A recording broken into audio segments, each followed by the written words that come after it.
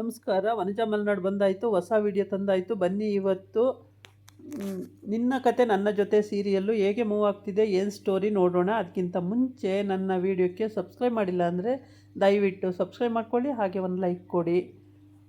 ಅಂಜು ಹೇಳ್ತಾಳೆ ಅವ್ರ ಅಮ್ಮಂಗೆ, ಅಮ್ಮ ನಿನ್ನನ್ನು ಜೈಲಿಗೆ ಕಳಿಸ್ತವರು, ನಮ್ಮ ಅಪ್ಪನ ಸಾಯಿಸ್ತವರು ಇಬ್ಬರೂ ನಾನು ಸುಮ್ಮನೆ ಬಿಡಲ್ಲ, ಅವ್ರನ್ನ ಸರ್ವನಾಶ ಮಾಡೋವರೆಗೂ ನನ್ನ ಶಪಥ ಕಣಮ್ಮ, ನೀನು ಎದುರು ಬೇಡ, ಸುಮ್ಮನಿರು.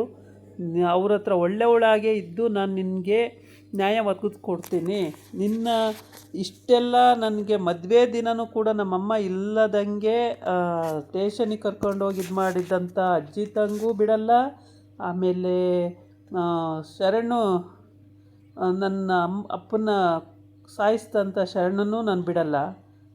ಇಬ್ಬರೂ ನಾನು ಏನಾದ್ರು ಒಂದು ಮಾಡ್ತೀನಿ, ಸುಮ್ಮನಿರಮ್ಮ, ನೀನು ಎದುರು ಬೇಡ ಅಂತ ಹೇಳ್ತಾಳೆ. ಅಯ್ಯೋ ಸಬಾಷ್ ಮಗಳೇ, ನಿನ್ನಂಥ ಮಗಳು ಹುಟ್ಟಿದ್ದಕ್ಕೂ ಸಾರ್ಥಕ ಆಯಿತು. ನಾನು ಏನೋ ಅಂದ್ಕೊಂಡಿದ್ದೆ ಅಂಜು, ನೀನು ಇಷ್ಟರ ಮಟ್ಟಿಗೆ ನನ್ನನ್ನು ಫಾಲೋ ಮಾಡ್ತೀಯ ಅಂದರೆ ಅದಕ್ಕಿಂತ ಭಾಗ್ಯ ಬೇರೊಂದಿಲ್ಲ. ನಿಜವಾಗ್ಲೂ ನೀನು ನನ್ನ ಅದೃಷ್ಟ ದೇವತೆ ಕಣಮ್ಮ ಅಂತ ಹೇಳ್ತಾಳೆ. ಹೌದಮ್ಮ, ಇವತ್ತು ನಿನ್ನೆ ರಿಸೆಪ್ಷನ್ ನಿಂತೋಗಿದೆಯಲ್ಲ, ಅದು ಇವತ್ತಿದೆ. ಇವತ್ತು ರಿಸೆಪ್ಷನಿಗೆ ರೆಡಿ ಆಗಬೇಕು, ನೀನು ಹೋಗಮ್ಮ, ರೆಡಿ ಆಗು ಅಂತ ಹೇಳ್ತಾಳೆ. ಆಮೇಲೆ ಸರಿ ಅಂತ ಹೇಳ್ಬಿಟ್ಟು ಹೋಗ್ತಾಳೆ ಇವಳು, ಅವರಮ್ಮ ಹೋಗ್ತಾಳೆ, ಇವಳು ರೆಡಿ ಆಗೋಕ್ಕೆ ತಯಾರಿ ನಡೆಸ್ತಿದ್ದಾಳೆ.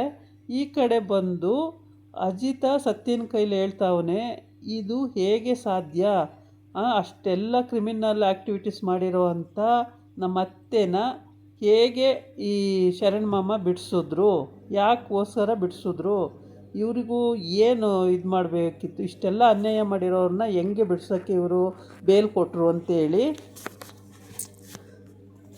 ಅಜಿತ ಕೇಳ್ತಾವನೆ. ಸತ್ಯ ಏನೂ ಮಾತಾಡ್ತಾ ಇಲ್ಲ, ಸುಮ್ಮನೆ ಕತ್ತಿಂಗ್ ಅಂತಿದ್ದಾನೆ, ಅವನಿಗೂ ಏನೂ ಐಡಿಯಾ ಹೊಳಿತಾ ಇಲ್ಲ. ಆದರೆ ಇಲ್ಲಿ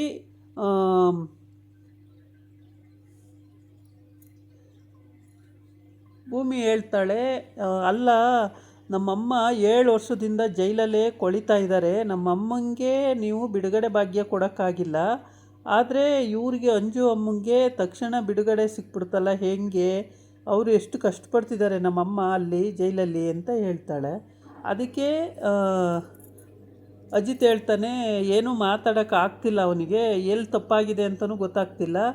ಆಮೇಲೆ ಇಲ್ಲಿ ಅಪ್ಪು 3 ದಿನಕ್ಕೆ ಅವಳು ಒಬ್ಬಳೇ ಬರ್ತಾಳೆ ಅಷ್ಟೇ ಹೊರತು ಅವಳ ಗಂಡ ಬರ್ತಾ ಇರಲಿಲ್ಲ, ಇಲ್ಲಿವರೆಗೆ ಬಂದೇ ಇಲ್ಲ ಅವಳ ಗಂಡ. ಇವಾಗ ಅವಳ ಗಂಡನ್ನ ಫೋನ್ ಮಾಡಿ ಕರ್ಸ್ಕೊಂಡಿದ್ದಾರೆ, ಏನು ಸಮಸ್ಯೆ ಕೇಳೋಣ ಅಂತೇಳ್ಬಿಟ್ಟು.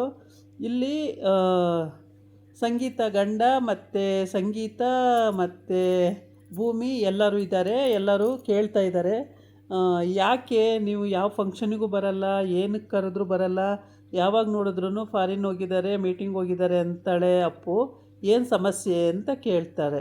ಆವಾಗ ಅವನೇನೋ ಹೇಳಬೇಕು ಅಂತಿರ್ತಾನೆ, ಅಪ್ಪು ಮಾತ್ರ ಗಾಬರಿ ಆಗಿದ್ದಾಳೆ. ಯಾಕೆ ಅಂತಂದರೆ ಎಲ್ಲಿ ಏನೇನು ಹೇಳ್ಬಿಡ್ತಾನೋ ಅಂತೇಳ್ಬಿಟ್ಟು ಅವಳು ಗಾಬರಿಯಾಗಿ ನೋಡ್ತಾ ಇದ್ದಾಳೆ. ಆದರೆ ಇಲ್ಲಿ ಬಿಡ್ತಾ ಇಲ್ಲ.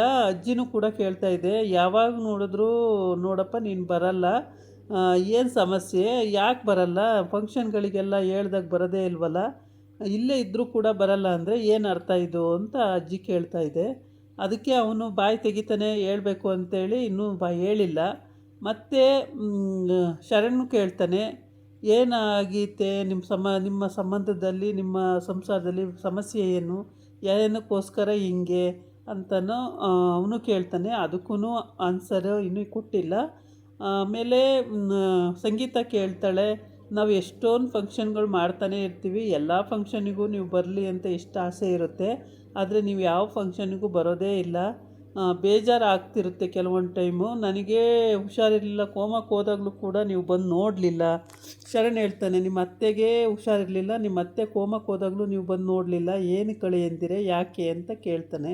ಅದಕ್ಕೂ ಅವನ ಆನ್ಸರು ಇನ್ನೂ ಕೊಡಬೇಕು ಅನ್ನೋವಷ್ಟರೊಳಗೆ ಮತ್ತೊಬ್ಬರು ಕ್ವಶನ್ ಕೇಳ್ತಾರೆ, ಹ್ಞೂ ಅನ್ನೋವಷ್ಟರೊಳಗೆ ಮತ್ತೊಬ್ಬರು ಕ್ವಶನ್ ಕೇಳ್ತಾಯಿದ್ದಾರೆ. ಇದೇ ರೀತಿಯಾಗಿ ಅವನಿಗಿನ್ನೂ ಉತ್ತರ ಕೊಡೋಕ್ಕೆ ಆಗಿಲ್ಲ. ಅವನ ಉತ್ತರ ಏನಾಗಿರುತ್ತೆ ನೋಡೋಣಂತೆ. ಆದರೆ ಸಂಗೀತಗೂ ಭೂಮಿಗೂ ಬೇಜಾರಾಗಿದೆ. ಏಕೆ ಅಂತಂದರೆ ಅಪ್ಪು ಮಾತ್ರ ಅವಾಗ ಬರೀ ಒಂದು ಫೋನ್ ಕಾಲ್ ಮಾಡಿ ಸಾಕು ರೆಡಿ ಆಗ್ತಾಳೆ ಬಂದು, ಆದರೆ ಅಳಿಯಂದಿರು ಮಾತ್ರ ಬರೋದೇ ಇಲ್ವಲ್ಲ, ಯಾಕೆ ಅಂತ ಹೇಳ್ಬಿಟ್ಟು ಇವ್ರಿಗೂ ತುಂಬ ತಲೆ ಕೆಟ್ಟೋಗಿದೆ. ಆದರೆ ಅವಳು ಮಗಳ ಮುಂದೆ ಹೇಳೋಕ್ಕಾಗಲ್ಲ, ಹಾಗಾಗಿ ಸುಮ್ಮನೆ ಇದ್ಲು. ಇವತ್ತು ಹೇಳ್ತಾ ಇದ್ದಾಳೆ, ಅಳಿಯಂದ್ರಿಗೆ ಬರಬೇಕು ನೀವು, ಬಂದು ಹೋಗ್ತಾಯಿದ್ರೆ ಚೆನ್ನಾಗಿರುತ್ತೆ, ಸಮಸ್ಯೆ ಏನು ಅಂತಲೂ ನಮಗೂ ಗೊತ್ತಿಲ್ಲ ಅಂತ ಹೇಳ್ಬಿಟ್ಟು.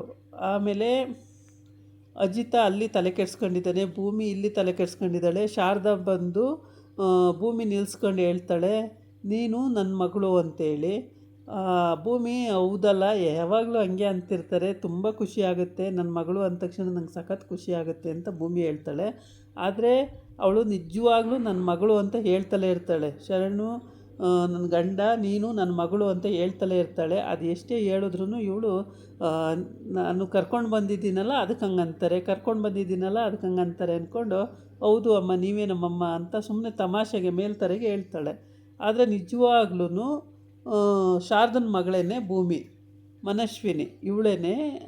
ಈ ಅವಾಗ ಕಷ್ಟದ ಕಾಲದಲ್ಲಿ ಅಪ್ಪ ಒಂದು ಕಡೆ ಅಮ್ಮ ಒಂದು ಕಡೆ ಇವಳೊಂದು ಕಡೆ ಆದಾಗ ಅವಳ ಹೆಸರನ್ನ ಚೇಂಜ್ ಮಾಡಿರ್ತಾರೆ, ಮನಸ್ವಿನಿ ಹೋಗಿ ಭೂಮಿ ಆಗಿರ್ತಾಳೆ. ಹಂಗಾಗ್ಬಿಟ್ಟು ಭೂಮಿ ಭೂಮಿ ಅಂತಲೇ ಕರೀತಾರಲ್ಲ, ಎಲ್ಲರೂ ಭೂಮಿ ಅಂತಲೇ ಕರೆಯೋದಾಗೋಗಿದೆ.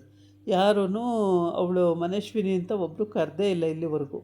ಆದ್ದರಿಂದ ಸಂಗೀತಕ್ಕಂತೂ ಸೊಸೆ ಅಂದರೆ ಅಚ್ಚುಮೆಚ್ಚು, ಅಷ್ಟು ಇಷ್ಟ ಅವಳು. ಆ ಸಂಗೀತ ಯಾವಾಗಲೂ ಏನೇ ಮಾಡೋದಾದ್ರೂ ಒಂದು ವಿಷಯಕ್ಕಾದರೂ ಸೊಸೆ ವಿಷಯ ಎತ್ತುತ್ತಾಳೆ. ಭೂಮಿ ಹಂಗೆ ಭೂಮಿ ಹಿಂಗೆ ಅಂತ. ಅಪ್ಪು ಕೂಡ ಇವಾಗ ಬಂದಿಯಾಳೆ, ಆದರೆ ಗಂಡನಿಗೆ ಏನು ಹೇಳೋಕ್ಕಾಗ್ತಾಯಿಲ್ಲ, ಇನ್ನೂ ಹೇಳಿಲ್ಲ. ಮೋಸ್ಟ್ಲಿ ನಾಳಿನ ಎಪಿಸೋಡಲ್ಲಿ ಹೇಳ್ಬೋದು ಅಂತ ಕಾಣುತ್ತೆ. ಅವರಿಗೆ ಏನಪ್ಪ ಅಂತ ಅಂದರೆ ಏನೋ ಸಮಸ್ಯೆ ಇದೆ ಅನಿಸುತ್ತೆ, ಗಂಡ ಹೆಂಡ್ತಿದೆ ಸಮಸ್ಯೆ ಇರ್ಬೋದು. ಬೇರೆ ಏನಾರ ಆಗಿದ್ದಿದ್ರೆ ಬಂದು ಹೋಗಿ ಮಾಡ್ಬೋದಿತ್ತೇನೋ, ಆದರೆ ಇಲ್ಲಿ ಹಂಗಾಗಿಲ್ಲ.